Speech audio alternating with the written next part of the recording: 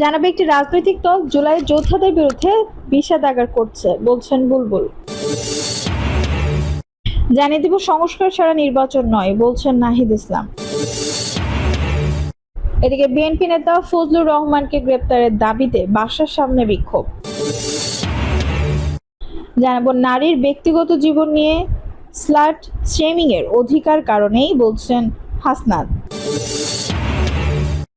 এবং সর্বশেষ জানাবো শিক্ষা স্বাস্থ্যে হযবরল অবস্থা, সংস্কার কমিশন করতে হবে, বলছেন সৈয়দ আনোয়ার হোসেন।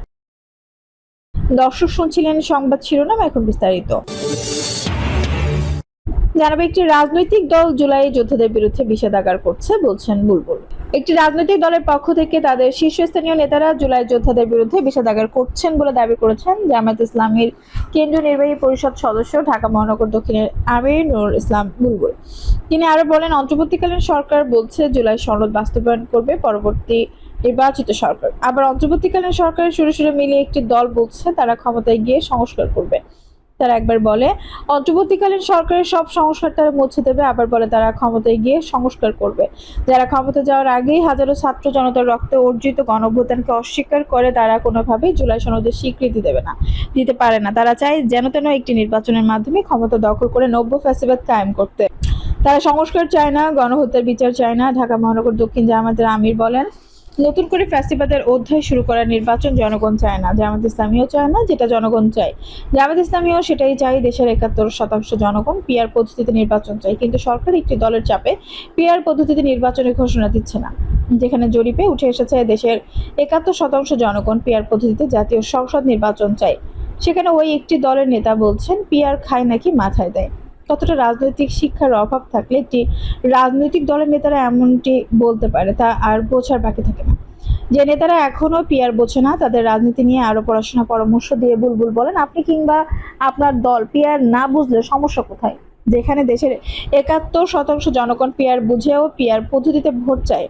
পিআর পদ্ধতিতে জনমত সংগ্রহে গণভোটের ফলাফলের ভিত্তিতে সিদ্ধান্ত নিতে অন্তর্বর্তীকালীন সরকারের প্রতি আহ্বান জানিয়ে তিনি বলেন, গণভোটে জনগণ যদি পিআর না চায় জামায়াত ইসলামীও চাইবে না, কিন্তু জনগণ যদি চায় তাহলে পিআর দিতেই হবে। সংস্কার ছাড়া নির্বাচন নয়, বলছেন নাহিদ ইসলাম। এনসিপির আহ্বায়ক মোহাম্মদ নাহিদ ইসলাম বলেছেন, সংস্কার ছাড়া নির্বাচন নয়, গণঅভ্যুত্থানের সব আকাঙ্ক্ষাকে মুছে দেওয়ার ষড়যন্ত্র চলছে বাংলাদেশে, কিন্তু ষড়যন্ত্র করে কোনো লাভ হবে না। গতকাল রবিবার ৩ দিনের মালয়েশিয়া সফরের শেষ দিনে প্রবাসীদের সঙ্গে এক মতবিনিময় সভায় প্রধান অতিথির বক্তব্যে ও পরবর্তী সময়ে প্রবাসী সাংবাদিকদের এসব কথা বলেন তিনি। ২০২৪ এর গণঅভ্যুত্থানে বীরত্ব গাথা ও বিপ্লব পরবর্তী বাংলাদেশ গঠনে প্রবাসীদের ভূমিকা শীর্ষক অনুষ্ঠানটির আয়োজন করে এনসিপির ডায়াসপোরা অ্যালায়েন্স মালয়েশিয়ার নাহিদ ইসলাম বলেন, জুলাই সনদের আইনি ভিত্তির মাধ্যমে আমরা নির্বাচন, যেটা গণপরিষদ নির্বাচনে অংশগ্রহণ করতে চাই, প্রথম থেকেই নির্বাচনের তারিখ নিয়ে আমরা কখনো পক্ষ বিপক্ষ করিনি। আমরা শুধু বলেছি সংস্কার নিশ্চয়তা এবং বিচারের নিশ্চয়তা নিয়ে যদি ডিসেম্বরে নির্বাচন হয় সেটাতেও আমাদের আপত্তি নেই।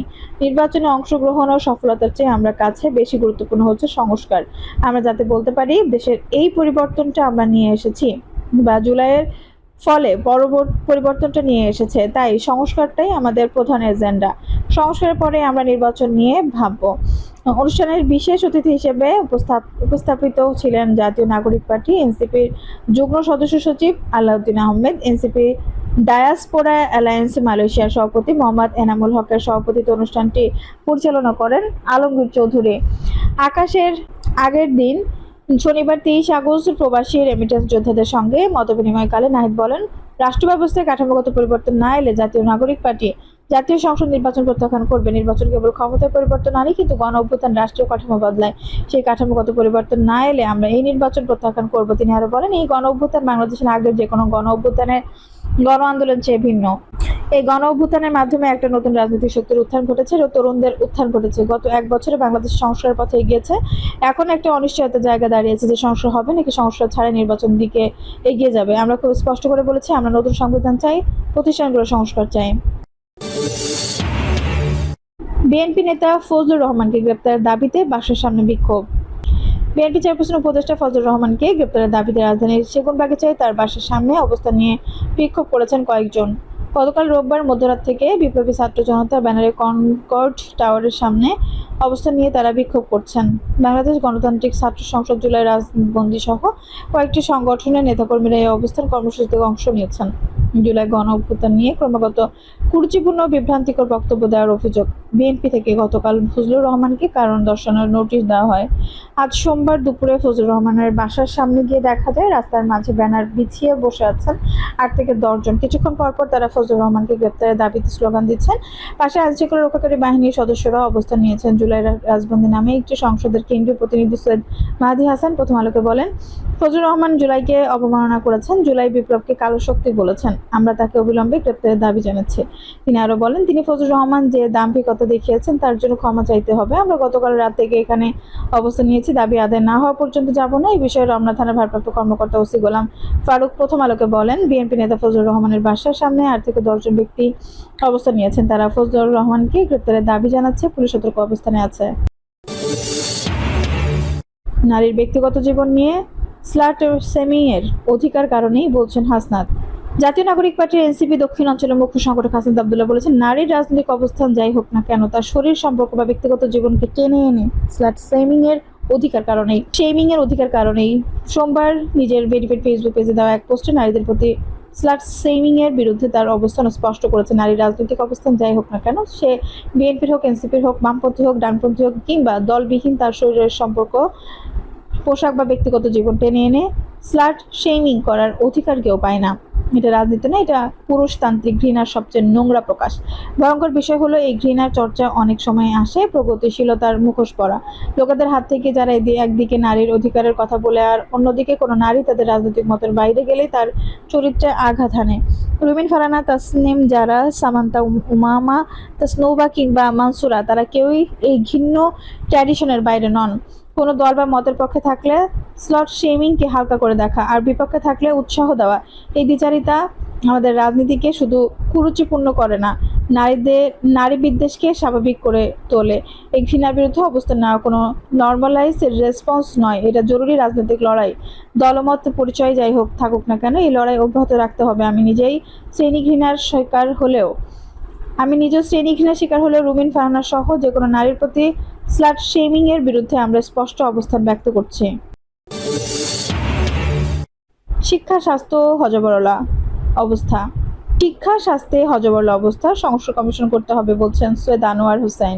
শিক্ষাবিদ সৈয়দ আনোয়ার হোসেন বলেছেন, শিক্ষায় হযবরল অবস্থা, স্বাস্থ্যে হযবরল অবস্থা, এই দুই খাতে সংস্কার কমিশন করতে হবে। আজ সোমবার সকালে রাজধানীর স্টিরডাপ মিলনায়তনে গণতান্ত্রিক পুনর্গঠনের জন্য সংলাপ, শিক্ষা ও জনস্বাস্থ্য শীর্ষক এক সংলাপে অংশ নিয়ে সৈয়দ আনোয়ার হোসেন এই কথাগুলো বলেন। সংলাপটি আয়োজন করে centre for government studies, Dhaka বিশ্ববিদ্যালয় ইতিহাস বিভাগের সাবেক অধ্যাপক সৈয়দ আনোয়ার হোসেন বলেন, সংবিধানে অন্তর্বর্তী সরকারের কথা বলা নেই। তিনি আরো বলেন, বর্তমান অন্তর্বর্তী সরকারের মেয়াদ কতদিন, এটি টিভি চ্যানেলে টক শোয় অংশ নেওয়া সরকারের একজনের কাছে এই প্রশ্ন করেছিলাম। ওই ব্যক্তি উত্তর দেননি, কেউ দিতেও পারবেন না। সবাই জানেন অন্তর্বর্তী সরকারের মেয়াদ নির্বাচন পর্যন্ত, কিন্তু সেই নির্বাচন নিয়েও কেউ কেউ সংশয় আছেন, বাজারে গেলে কষ্ট হয় বলে জানান।